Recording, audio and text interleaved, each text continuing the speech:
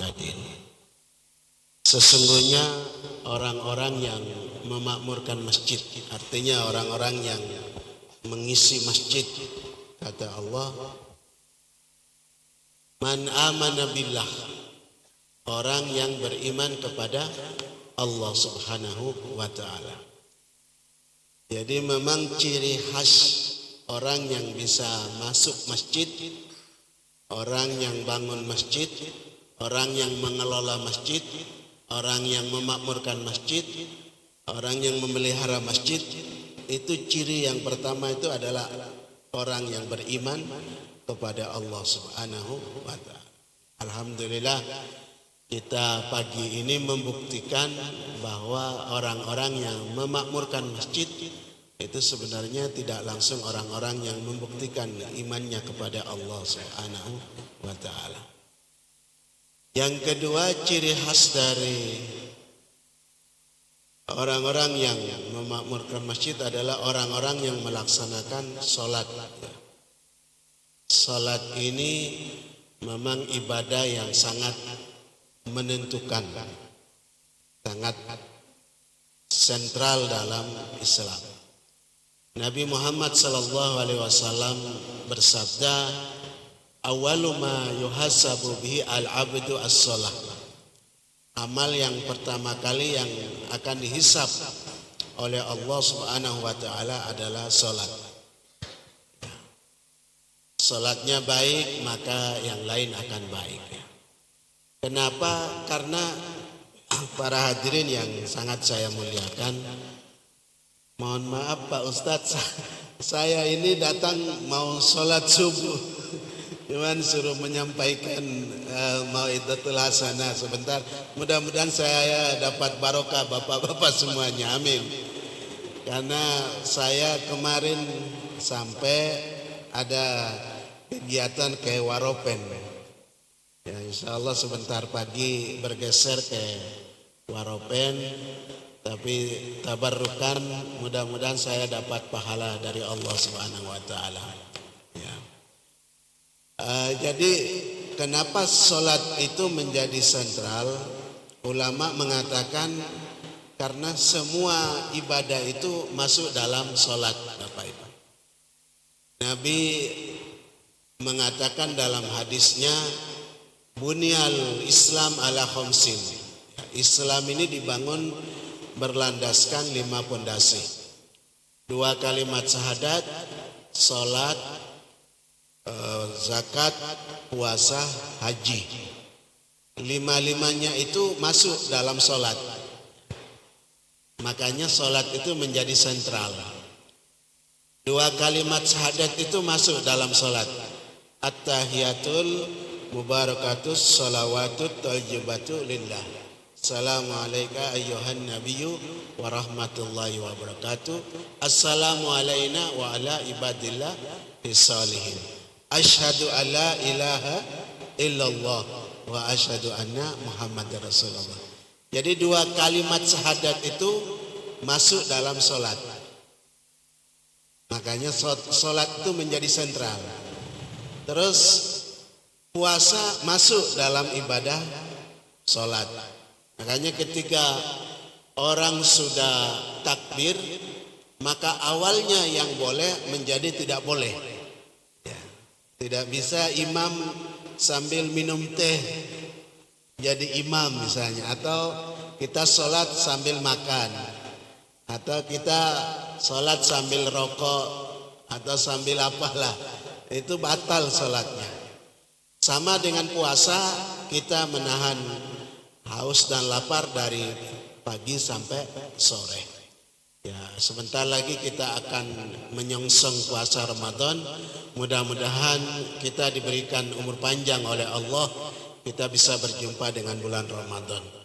Allahumma barik lana fi Rajabah wa Sya'ban wa ballighna Ramadan. Jadi ibadah puasa itu masuk dalam sholat.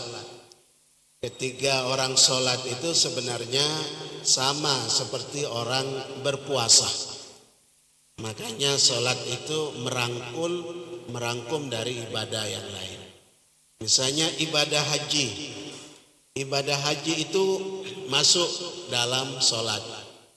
Ketika orang sholat nggak bisa menghadap ke selatan, utara, atau ke timur, pasti ke barat, yaitu ke Ka'bah, menghadap ke Makkahul Mukarramah. Kata Allah dalam Al-Quran, fawalli wajhaka syatral masjidil haram. Kita suruh kiblatnya untuk menghadap ke Ka'bah. Sama seperti orang menunaikan ibadah haji. Ibadah haji nggak bisa. Ada di Jakarta itu Pondok Gede, asrama haji. Atau di Sulawesi itu ada asrama haji juga ya. Nah, itu kita nggak bisa hajinya ke situ. Pasti orang yang menunaikan ibadah haji harus berangkat ke Ka'bah, ke Makkahul Mukarramah. Sama dengan orang sholat itu pasti menghadap ke Ka'bah. Jadi ibadah haji itu secara tidak langsung otomatis masuk dalam sholat yang kita lakukan. Begitu juga ibadah zakat. Zakat ini masuk sebenarnya dalam sholat. Kapan? Ketika kita melaksanakan ibadah sholat. Karena zakat ini ada zakat pertanian, ada zakat profesi, ada zakat at-tijarah, perdagangan, ada zakat badan kita. Kapan zakat badan kita ini dikeluarkan? Ketika sholat 5 waktu. Nah, rumah itu ada zakatnya. Kapan zakatnya rumah itu dikeluarkan? Ketika ada tamu, menghidangkan teh, kopi, kasih makan, itu secara otomatis kita mengeluarkan zakat rumah. Makanya kalau ada tamu, kalau bisa jangan tidak kasih apa, kasih biar rumah kita diberkahi oleh Allah Subhanahu wa taala. Ya, sehingga tidaklah berlebihan. Nabi mengatakan dalam hadisnya, awwalu ma yuhasabu bihi al-abdu as-shalah. Amal yang pertama kali yang dihisab oleh Allah Subhanahu wa taala adalah salat. Apabila salatnya baik, maka ibadah-ibadah yang lain akan baik. Tapi salatnya bermasalah, yang lain akan bermasalah. Alhamdulillah kita melaksanakan salat subuh berjemaah. Mudah-mudahan kita semuanya diberikan kekuatan, kemampuan sehingga kita terus bisa beribadah kepada Allah Subhanahu wa taala. Mungkin yang saya sampaikan mudah-mudahan ada manfaat dan barokahnya. Mohon maaf takriman wa ta'ziman kepada para jamaah semuanya. Wallahu muwaffiq ila aqwamit thoriq. Wassalamualaikum warahmatullahi wabarakatuh. Terima kasih Pak Kiai atas mau'izatul hasanah, nasihat-nasihat yang telah disampaikan kepada kita semua. Mungkin dari Bapak Ibu yang ingin berdiskusi sebentar sebelum beliau berangkat, kami persilahkan. Adakah?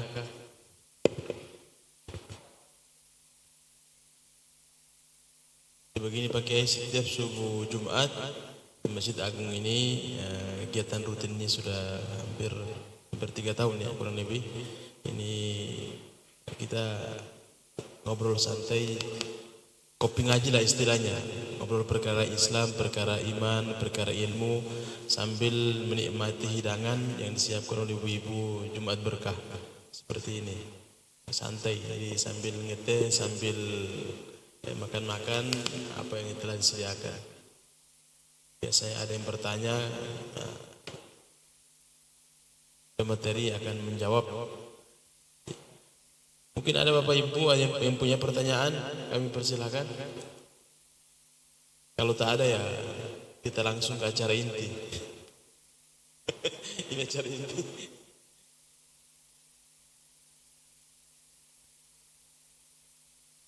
Tidak ada pakai, ada tambahan? Tidak ada. Pak Haji?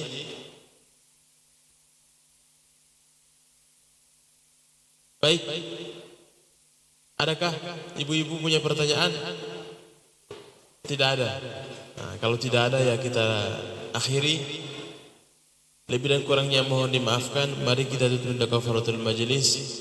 Subhanakallahumma bihamdika asyhadu an la ilaha illa anta astaghfiruka wa atubu ilaik. Assalamualaikum warahmatullahi wabarakatuh.